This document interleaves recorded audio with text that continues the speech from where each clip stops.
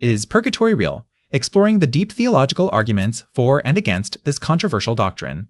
Let's begin by understanding what purgatory is and why it holds a place of importance in Christian theology.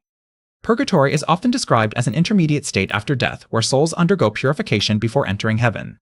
It addresses the experience of those who die in grace but still carry minor sins or imperfections, cleansing them to fully enjoy God's presence. We will explore main theological arguments supporting purgatory as well as the challenges against it, providing a balanced perspective on this complex doctrine.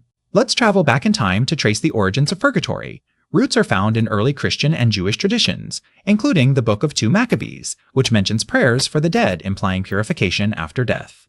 Early church fathers like Augustine and Gregory the Great discussed ideas similar to purgatory. The Catholic Church formally defined the doctrine during the Councils of Florence and Trent, while many Protestant churches rejected it. Today, purgatory remains a clear doctrine in Catholicism, but is viewed differently or rejected by many Protestant denominations. Arguments for purgatory highlight scripture references like those in 2 Maccabees and 1 Corinthians about cleansing and prayers for the dead. Theologically, it reflects God's justice and mercy working together. Souls saved by Christ still require purification to enter heaven's holiness fully. Tradition supports purgatory through centuries of theological reflection and church authority. Practically, it offers hope and comfort that souls imperfect at death have a path to healing and salvation. On the contrary, criticisms, especially from Protestant viewpoints, argue purgatory lacks explicit biblical support and may undermine Christ's complete atonement. Historical abuses like indulgences also tainted the doctrine's credibility. These critiques consider purgatory a theological error or a devotional idea without firm biblical backing, challenging its acceptance by many Christians. Philosophical and theological questions arise about purgatory's nature. It proposes temporary purification versus eternal punishment and raises issues regarding God's grace and forgiveness. Some question if an intermediate state is necessary, pondering whether the soul goes straight to heaven or hell, or if there is time for cleansing after death.